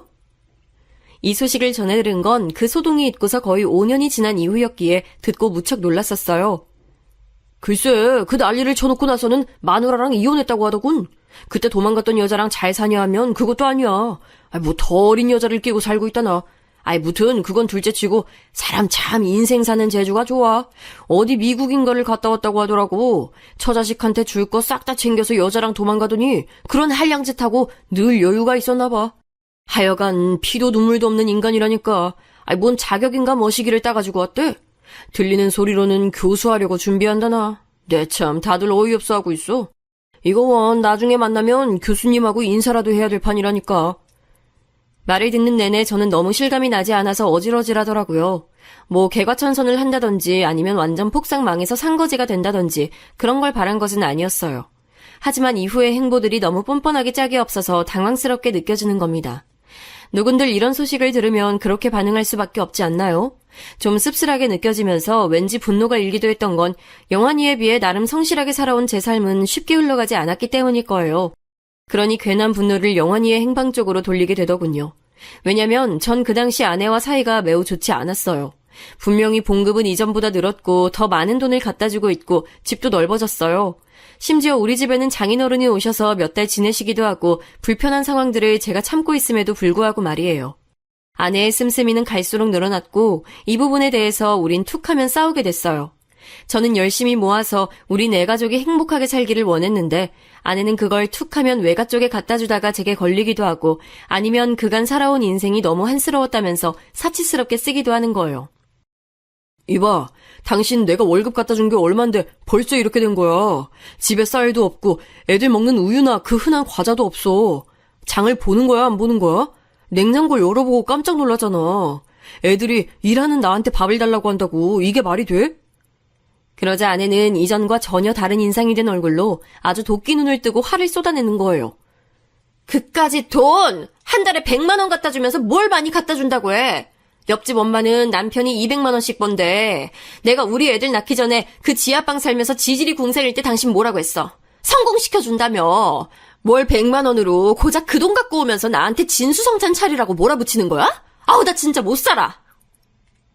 아내는 이상할 정도로 말끝마다 못 살겠다는 얘기를 해댔고 이후에는 대놓고 이혼을 요구하기도 하는 등 이해할 수 없는 행동들을 하는 거예요. 애들은 계속해서 자기 부모가 밤낮으로 싸워대는 걸 보며 괴로워했고 저는 왜 우리 가정에도 이런 불행한 그림자가 드리워진 건지 이해할 수가 없었어요. 그러고 급기야 이윽고 그날의 사건이 터져버리고 말았어요. 큰딸이 12살이 되었을 무렵 눈만 마주치면 싸워대고 이혼하자고 몰아붙이는 아내를 제가 몇 번이나 애들 앞에서 붙잡기도 했던 그 해의 말이에요. 아마 추석쯤이었을 거예요. 그날 아내는 홀연히 우리 앞에서 사라져버렸어요. 제가 애들을 데리고 우리 시골집에 내려간 사이 아내는 뒤늦게 내려오겠다 하고 내려오지 않았어요. 아무리 집에 전화를 걸어도 받는 이가 없었고 뭔가 이상하게 느껴진 저는 애들을 시골집에 맡겨둔 채 저만 긴박한 마음으로 집에 올라갔어요. 사고라도 난 게 아닌가 생각하며 속으로 별의별 생각들을 다 하면서 말이에요. 그런데 저는 서둘러 열쇠로 문을 열어보자마자 기막힌 풍경을 맞이하게 된 거예요. 우리 집 세간살이가 긴가민가 헷갈릴 수준으로 한 3분의 1 정도가 사라진 거예요. 가족 사진을 찍겠다고 욕심내어 사보았던 비싼 비디오 카메라, 아들 방에 놓아둔 비싼 침대며 뭔가가 애매하게 조금씩 집에서 사라진 것을 느끼게 됐어요. 급한 마음으로 안방에 들어가 보니 장롱이 크게 열려져 있었고 안에 옷가지들이 대다수 없다는 것도 알 수 있었습니다. 그리고 쪽지 한 장만 남겨져 있었습니다. 그동안 잘 살았어요. 당신과는 이렇게 끝내고 싶습니다. 이걸 보고 저는 제 눈이 한 바퀴 거꾸로 도는 듯 아주 기묘한 어지러움을 느끼고 주저앉았어요. 그 뒤에 어떻게 일들을 처리했는지 잘 기억도 안 날 정도예요. 제 누나들과 동생이 우리 집에 애들을 데리고 같이 바래다 줬고 상심한 제가 걱정되어 며칠간 같이 있어주고 음식도 만들어주며 지냈어요. 그러고 다들 돌아갔고 그 뒤론 저와 아이들이 같이 힘내어 살아가는 수밖에 없었죠. 마치 이 모양은 어디서 많이 본 것 같은 장면이란 생각도 슬쩍 들었어요. 전 가해자는 아니지만 어쨌든 영환이의 집 모양새랑 비슷하다는 생각이 들었던 거죠. 이후로 저는 혼자 힘으로 애들 둘을 키우다 보니 경제활동과 살림, 아이들 돌보는 것 모든 걸 다 하면서 점점 지치기 시작했어요. 원하던 그림을 그릴 수 없었고 점점 생계형 일에 손을 대게 됐으며 우리가 살고 있던 집은 경매로 넘어가게 됐어요. 당시 제 막내 남동생이 찾아와서 법으로도 같이 알아보고 무진 애를 썼지만 눈앞에서 넘어가는 것을 우리 두 형제는 막연하게 바라볼 수밖에 없었어요. 아이들을 처음 낳았을 땐 아주 좋은 집이었지만 갈수록 작아지고 더러운 집으로 아이들을 데리고 이동해야만 했어요. 그나마 고마운 건 때마다 남동생이나 누나들이 와서 같이 짐을 실어주고 도와줬다는 거예요. 특히 큰 누나가 많이 우셨어요. 우리 승철이 그렇게 열심히 살아왔는데 어쩌다가 애들 엄마는 연락도 없어? 응? 어디 가서 죽었다니? 차라리 죽은 게 낫겠다. 이 정도면 어떻게 지 새끼들을 버리고 갈 생각을 하냐? 응? 아휴. 저는 더 이상 아무 말도 하고 싶지 않았고 제가 세 번째쯤 집을 옮겼을 때 아내가 이혼해달라고 요구해서 해주고 온 것은 비밀로 했답니다. 그냥 모든 게 다 지긋지긋하고 이걸 유지하고 있는 것도 넌더리가 나더군요. 유지해봤자 나아질 것도 없고 어차피 우리는 다시 살 수 없는 관계였어요. 어디서 어떻게 살았는지 몰라도 초라한 꼴로 찾아온 아내와 이혼 절차를 거치고 그대로 헤어졌습니다. 그 뒤의 삶이란 어쩜 이렇게 온몸이 아프게 모든 게 내리막길이었던 걸까요? 차라리 그 내리막길을 구르는 게 저 혼자였으면 좋으련만 가엾게도 우리 아이들까지 저와 같이 내리막길을 굴러야 했습니다. 온 얼굴에 상처가 나고 몸이 아프고 쓰라리고 저린 그 생채기들을 제가 자라던 시기처럼 온 나라가 굶어 죽던 때도 아닌데 우리 아이들은 그걸 90년대에 저와 같이 겪었어요. 학교 갈 차비도 없고 병원도 마땅히 못 가고 맨날 똑같은 반찬에 지저분한 집에서 지들이 태어날 때의 집만도 못한 환경 속에 20년도 넘게 저와 함께 살았어요. 전 막노동도 하고 생계형으로 그림을 그리기도 하고 설상가상으로 딸과는 사춘기 무렵부터 사이가 나빠져서 한 집에 같이 있기도 힘들 지경이었어요. 그래도 어찌어찌 악으로 버티고 큰딸이 20살이 되었을 무렵일까요? 저는 간신히 보증금 1,000만 원에 월세 10만 원인 집에서 애들과 겨우 하루하루를 살고 있었어요. 제 직업이 원래 뭐였는지도 잊을 만큼 그렇게 경비일이며 노가다며 할 수 있는 건 다 해가면서 애들을 먹이고 키우고 있었는데요. 어느 날 누군가가 제 휴대폰으로 전화를 걸어온 거예요. 한때 그림 관련해서 몇몇 인원들끼리 협회란 걸 만든 적이 있었고 중간에 저도 몇 번 나간 적이 있었어요. 생활은 초라하고 남루해도 그림에 대한 끈은 놓고 싶지 않았거든요. 일을 하면서 아이들과 연락도 돼야 하니 없는 형편의 휴대폰을 샀고 당시 번호를 기재해 두었는데 거기에 연락이 온 거예요. 어이 승철이, 우리 이번에 한번 모이기로 했어. 그 뭐야 다들 온대. 진구, 일용이, 영수, 거기다가 또 누구누구 온다더라고. 한번 얼굴 비추지 그래? 그 말에 저는 홀린 듯 나갔는데 글쎄 여기서 뜬금없이 정말 몇십 년 만에 듣는 얘긴지 모를 영환이 근황을 듣게 된 거예요. 듣고 나서 그 자리에 있기가 참 괴로운 거예요. 뭐 때문인진 몰라도 말이죠. 영환이 말이야, 어디 지방대에서 교수한데 누가 봤더라고. 대체 인생이 풀리려면 어떻게 풀려야 그렇게 잘 되는 거야? 조강지처도 버리고 나간 놈이 말이지. 보니까 맨날 여자도 바뀌는 것 같아. 하여간 누구는 여자 하나랑 사는 것도 힘들어 죽겠는데 그 자식은 능력도 좋아. 뭔 놈의 여자를 맨날 갈아치워? 게다가 돈도 잘 벌어. 남자라면 그렇게 살아보는 것도 재밌겠지. 난 그런 능력 안 되지만 말이야. 이 말을 듣고 있는데 괜시리 울분이 치어올라서 그 자리를 황급히 도망치듯이 나왔어요. 없는 자존심 더 기죽기는 싫어서 카드로 5만 원을 긁고 나왔는데 그러고 집에 와서 딸이 버스비가 없다고 짜증내는 소리를 들으니 너무 제 자신이 졸려라고 한심하더라고요. 그렇게 또 시간은 흘러가고 딸은 20대 중반에 독립을 해서는 작은 집을 구해서 나갔어요. 그 사이 전 꾸준하게 하던 일을 했고 아들 녀석은 그나마 뭐라도 하겠다고 알바라도 하더군요. 그나마 조금씩 돈을 보태주니 그거라도 받았고 딸은 얼마 안 있어 결혼하겠다는 소식도 알려왔어요. 제일 제 속을 썩이고 힘들게 했던 딸아이는 결혼하고 나더니 철이 들었는지 저에게 다달이 아주 적은 돈이라도 용돈을 보내오더군요. 아빠 혼자 우리 키우느라 너무 고생했지? 나 정말 많이 아빠한테 주고 싶어. 근데 나도 가정에 있으니까 그럴 수가 없네. 5만 원이라도 보내드릴 테니까 간식 사서 드셔. 감기 조심하고 또 전화할게, 아빠. 딸의 말에 참 울컥함이 올라오더라고요. 사실 전 딸이 결혼해서 자기 가정에만 집중해주길 바랐기에 이런 용돈도 필요하지 않다고 거절했었어요. 그런데 딸은 그러고 싶지 않다는 거예요. 내가 뭐 100만 원, 200만 원씩 주나? 5만 원 드리는 거잖아. 그 정도는 우리 시부모님한테도 양과 똑같이 드리고 있어. 걱정하지 마, 아빠.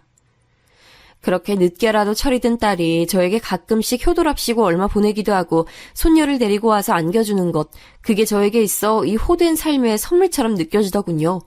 끝이 없을 것 같았는데 끝이란 건 존재해서 자식 키우느라 맘고생한 시절은 금방 지나가도 딸은 어느새 저렇게 자기 같은 딸을 낳아와서 저에게 안겨줬어요. 아들 녀석은 저와 성격이 비슷해서 어떤 때는 불같기도 하고 하여간 좁아터진 집에서 둘이 사는 동안 싸우기도 아주 많이 싸웠답니다. 그런 와중에 갑작스런 소식을 듣게 됐어요. 제 인생 바빠서 제대로 들려보지도 못하고 누나들이나 동생, 형에게만 맡겨두기만 했던 저희 아버지가 말이에요. 저에겐 아주 평범한 날들 중 하루였던 어느 날 새벽 돌아가셨다는 겁니다. 다급한 여동생의 목소리를 듣고 재빨리 움직이게 됐고 장례를 치르는 동안 몹시 마음이 울적해지더군요. 우리 나이쯤 되면 그런 일 겪는 건 다반사고 그 어느 세대보다 부모님을 떠나보내는 일이 많은 세대가 아닌가 싶어요. 알면서도 전 서운했고 알면서도 모든 게 제 탓인 것 같아서 마음이 갑갑하게 느껴졌어요. 게다가 가장 저를 쓸쓸하게 했던 건 그때 찾아와준 저의 지인이나 친구는 얼마 없었다는 거예요. 그나마 딸과 사위, 아들이 옆에 와서 자리를 지켜주는 덕에 그럭저럭 시간을 넘기게 됐습니다. 그나마 지금에 와서야 형제들이 말하기를 코로나 이전에 돌아가신 것이니 다행이라고 생각하는 게 나을지도 모르겠어요. 여동생과 남동생이 번갈아 가면서 모시느라 아주 고생했고 아버지도 말년에 잔병치레가 많으셨다고 하니까요. 그런데도 어쩌면 인생은 이렇게 바람잘 날이 없는 건지 다른 분들에게도 엄청난 사건이었겠지만 저 역시 충격적이었던 코로나를 겪게 됐어요. 아들과 그 좁고 좁은 단칸방에 살면서 날마다 부대끼기도 힘든데 코로나에 걸리면 자가격리를 하던지 둘 중 하나는 응급실에 가야 했으니까요. 그리고 제 인생 유일한 기쁨이었던 손녀를 보는 것도 몇 년이 허락되지 않았어요. 영상통화를 하거나 목소리를 들을 수 있었고 어쩜 인생은 이리도 저를 힘들게 하고 차갑게 구는지 너무 야속하게 느껴졌어요. 그렇게 단칸방에서 살며 집주인이 매년 나가달라는 소리를 하는 걸 겨우 틀어막으며 지내오던 중 바로 작년에요. 갑자기 제 휴대폰에 낯선 번호로 전화가 걸려왔어요. 근데 그 번호로 걸려온 사람은 다름 아닌 상상도 못했던 제 친구 영환이었던 거예요. 뭐? 영환이? 김영환이? 아니 근데 내 번호를 어떻게? 저기 그 뭐야 협회 애들한테 물어봤어. 알려주더라고. 좀 갑작스럽지만 말이야. 승철이 자네 나랑 잠깐 보지 않겠나? 어디 사나 요즘? 내가 근처로 가겠네. 도대체 몇십 년 만인지 가늠이 안 되어 생각을 해보니 무려 40년 만이더라고요. 제가 기억하던 목소리보다 좀 더 굵어져 있고 나이가 든 게 여실히 느껴졌는데 아마 영원이가 듣기에 제 목소리도 그랬으리라 생각돼요. 아무튼 저는 처음에는 보이스피싱인가 의심할 정도로 놀라웠으나 이런저런 내용을 확인하니 본인이 맞긴 하더군요. 그리하여 우리 집 근처 역 앞에서 만나게 됐고 둘은 어색하게 근처에 있는 한 카페로 들어가게 됐어요. 무려 40년 만에 얼굴을 마주하는 것이니 젊은 날과 비교하기도 못하지만 참 당연하게도 영원이는 나이가 들었고 머리 전체가 백발이었으며 얼굴 여기저기 누룩 같은 게 껴있는 게 보였어요. 동갑내기인 나보다 더 나이가 훌쩍 들어 보이는 것이 노화에도 참 여러 가지 모습이 있다 싶더군요. 다만 경제적으로는 여전히 저보다 여유가 넘쳐 보이긴 했어요. 좋은 차를 타고 왔고 차 안에서 누가 기다리고 있기까지 했거든요. 사람이 너무 오랜만에 얼굴을 보고 많은 변화를 한눈에 받아들이게 되면 좀처럼 말이 안 나오는 법인가 봐요. 저도 영원히도 처음엔 누구 하나 먼저 입을 열지 못하고 멀뚱히 커피만 마셨으니까요. 그런데 영원이가 가방에서 두툼하고 묵직하고 큰 봉투를 꺼내더니 제 쪽으로 툭 밀어놓는 거예요. 이게 뭔가? 서류인지 뭔지 몰라도 아무튼 묵직하고 둔탁한 봉투였어요. 한눈에 봐도 꽤 무거워 보이고 큰 사이즈였고요. 현금 10억일세. 뭐? 저는 이게 무슨 악질 장난인가 싶어서 영원이를 봤는데 영원이의 그 작아진 눈은 장난이나 뭘 하러 온 눈이 아니었어요. 나이 먹어서 주름이며 이래저래 처져 눈이 작아지긴 했지만 적어도 그 눈구멍 안에 보여지는 눈빛이 진심으로 보여지더군요. 왜 이걸 나한테 주나? 게다가 뭐 하자는 거야? 뭐 하자는 거냐고? 이 말을 하면서도 목소리가 떨리고 마스크 안은 습기로 가득 차고 제가 몹시 흥분해 있다는 것을 느낄 수 있었어요. 여러모로 혼란스럽고 화가 나기도 하고 갑작스럽고 많은 감정들이 몰려왔습니다. 그런데 영환이는 절 보지 않고 밖을 한번 쓱 보더니 마치 커피 맛을 평가하듯 아주 무심한 어투로 말하는 거예요. 얼마 안 남았어. 시간이 없대. 갈 날이 얼마 안 남았다더라. 뭐야? 계속 앵무새처럼 똑같은 말을 되풀이하는 저에게 영원이는 정말로 시간이 아깝다는 투로 자기 얘기를 떠듬떠듬 꺼내놓더군요. 그 말을 듣고 있는데 가슴이 무척 답답하고 숨은 더 가빠오게 됐어요. 둘 사이의 공백이 거의 타인에 가까울 정도로 컸던 와중에 이렇게 갑작스럽게 마주쳐서 들은 내용이 저 얘기였으니까요. 아무래도 제가 몸담았던 업을 저 친구는 계속해왔으니 저도 대강 근황에 대해 들어온 내용이 있긴 합니다. 한창 여자랑 도망갔다가 어찌저찌 미국으로 넘어갔고 거기서 전시회도 하고 국내에 들어와서 교수며 뭐며 하면서 부동산 재미도 많이 봤다고 들었어요. 여하튼 현재의 저와는 너무 멀게 느껴질 정도로 경제적 여유가 있다는 정도는 알고 있었어요. 혼자 죽기 싫어서 말이야. 의사가 나는 말기 중에 말기라 진짜 여생이 얼마 없다고 하니까 마음이 급해지더라고. 근데 거참 아무도 안 만나준다는 거야. 전처는 진작에 죽었어. 그래서인지 아들도 진저리를 내고 그나마 딸이 말미에 만나주긴 했어. 이래서 아빠한텐 딸이 최고라고 하나 봐. 우리 형도 돌아가신 지 좀 됐고 딸내미를 만나고 나니까 승철이 자네 생각이 나더라고. 어쩌다가 그렇게 된 거야? 저는 의미도 없는 말이라고 생각하면서도 하도 할 말이 없다 보니 무심결에 던졌어요. 그게 뭔 의미가 있겠어. 그런 건 다 소용이 없어. 좌우지간 딸내미 얘기 듣고 나서 더더욱 자네를 만나야겠더라고. 딸이라니... 이름이 뭐였지? 너무 오래되어 기억도 안 나는 영환이의 딸 이름을 영환이는 눈이 부신 듯한 표정으로 웃어 보이며 답하더군요. 미정이, 김미정. 우리 미정이, 아주 예쁘게 키우고 싶었던 우리 미정이. 그래서 전 그냥 가만히 듣기로 했는데 저도 자식둔 아버지고 이 친구와 반대편에서 비슷한 일을 겪어서인지 무척 감정이입이 되더라고요. 딸내미를 만났는데 물론 딸내미도 나랑 좋게 만나준 건 아니야. 평생 어디서 얼굴도 안 내비치고 지 엄마도 버리고 간 아버지 원망만 했겠지. 아들은 욕지거리를 하고 끊어버리더라고. 진즉 죽을 줄 알았더니 아직도 안 죽었냐고 하더구만. 그러고 눈을 한번 질끈 감던 영환이는 다시 눈을 힘들게 치켜뜨고는 한숨을 내쉬며 말했어요. 딸내미 말로는 내가 집사람이랑 애들 두고 나왔을 때 자네가 애들 데리고 가서 재워주고 그랬다며 돈도 얼마 쥐어주고 그랬다더군. 옆집 살던 승철이 아저씨가 달래줬다고. 아빠에 대한 기억은 그 정도쯤에서 끝이라고 말하더라고. 그게 언제쯤인지 저도 사실 그 이야기를 듣고서 기억이 났었어요. 여기 사연을 보낼 때도 그 기억을 바탕으로 위로 올라갔다가 내려갔다가 하면서 적을 수 있었던 거고요. 아무튼 영환이 딸 입장에서는 지 아빠에 대한 기억이 그쯤이었을 테고 아주 통탄스럽게 헤어지던 그때 제가 이런저런 역할을 했던 건 그냥 기억 장치 중 하나로서 떠올렸겠죠. 그런데 영환이는 딱히 그것에 대한 보답으로 만나자고 한 건 아니라고 하더군요. 정말이야. 그것도 그거지만 딸이랑 만나기 전에도 자네 생각이 났어. 왜냐면 나는 그림쟁이 일을 하는 동안 늘 자네랑 붙어 있었으니까. 이렇게 말하긴 좀 뭐해도 꼴에 우리는 중마고우였잖아. 그렇잖아. 자네는 어찌 생각할지 이제 난 자신 없지만 나 이렇게 된 마당에 내 마음대로 그렇게 생각 좀 해도 되지. 마지막에 그거 하나만 좀 허락해달라고. 다 살게 된 마당에 이렇게 와서 구차하게 돈 내밀면서 부탁하는 거야. 친구 자리 하나 비워달라고 말이야. 우리 딸, 그날에 우리 식구들한테 자네가 그렇게 해준 것도 고마워. 그건 당연히 너무 고맙고 면목 없게 생각해. 아무튼 그래. 여기까지 듣는데 저도 감정이 이상하게 북받쳐 오르면서 잘 정리가 안 되더라고요. 슬프다거나 감동했다거나 그런 느낌인 것 같기도 하고 아닌 것 같기도 하고 참 복잡했어요. 이런 말 좀 이상하지만 그렇게 바쁘게 살고 멋대로 살고 돈도 벌고 여자들과도 어울리고 하고 싶은 건 다 했어. 그런 와중에 죽은 마누라한텐 미안하지만 감히 가족들 생각을 안 한 건 아니야. 그 지경에도 꼴에 나도 인간이라고 우리 식구들 생각은 했었어. 그리고 자네 생각도 많이 했어. 이상하게 그림자처럼 얹혀서는 잘 잊혀지지 않더라고. 어딜 가던 그냥 자네나 우리 애들이나 내 인생에서 제일 진하게 자국이 남은 인간들은 어딜 가나 따라다니더라. 다 죽을 문턱에 와서 이런 소리나 하고 있고 참 꼴사납지. 그러면서 영환이는 말도 제대로 마무리 짓지도 않은 채 어딘가 전화를 걸더군요. 그러더니 젊은 남자가 들어오더니 부축해서는 딱히 저한테 이렇다 싶은 인사도 하지 않은 채 그 둘은 나가버렸어요.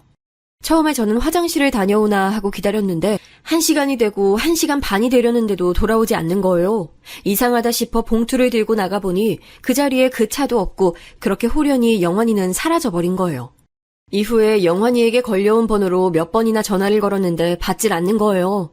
저는 어떻게 해야 될지 몰라서 너무 난감한 상태로 있었는데 며칠 더 지나 일주일쯤 됐을까요? 그때 또 낯선 번호로 전화가 걸려온 거예요. 받아보니 자신을 영환이 딸이라고 소개하더군요. 안녕하세요, 아저씨. 저 미정이에요. 기억하실지 모르겠는데. 그래. 어쩐 일이냐? 아니, 내가 물어볼 게 많구나. 저는 허겁지겁 이런 얘기들을 하던 차에 영환이 딸로부터 영환이가 하루 전날 세상을 떠났다는 소식을 듣게 됐어요. 어제? 네, 아저씨.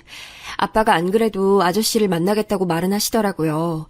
아빠가 아마 저한테도 주셨지만 아저씨께도 얼마 드리셨을 것 같은데. 맞죠? 그거 그냥 잘 받아주세요. 아빠가 그렇게 하고 싶었던 것 같아요. 이렇게 영환이의 딸은 자기 할 얘기만 간단히 하고 끊더군요. 이런 내용을 듣고 보니 너무 순식간에 많은 일들이 갑작스레 지나가서 마음이 진정이 안 되는 거예요. 이 나이쯤 되면 부모님은 물론이고 형제들도 그렇고 내 또래들이 하나 둘씩 가는 것이 그리 드문 일은 아니죠.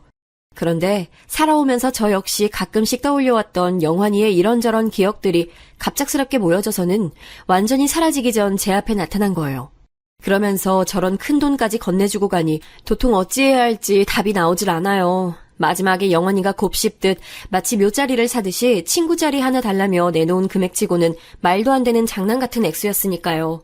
인생의 대부분 이상을 궁핍하게 살아온 저는 이걸 사용하고 뭘 하는 데에도 용기가 필요하고 고민하는 시간이 있어야 해요. 이런 내용에 대해서는 아직 아들에게도 말하지 않았고 딸에게도 말하지 않아서 그냥 혼자 갑갑한 상태로 고민하고 있습니다. 돈도 돈이고 그렇게 제 앞에 갑자기 나타나서 스르륵 사라져버린 영환이의 70대의 모습은 아직도 꿈만 같아요. 꿈을 꾼 게 아닌가 싶지만 그렇게 여기기엔 저에게 있는 저 현금 봉투가 꿈이 아니었음을 말해주고 있습니다. 무튼 늘 복잡하고 어려운 제 일생이었지만 그 어느 때보다 많은 생각들이 꿀렁 밀려오는 요즘이네요.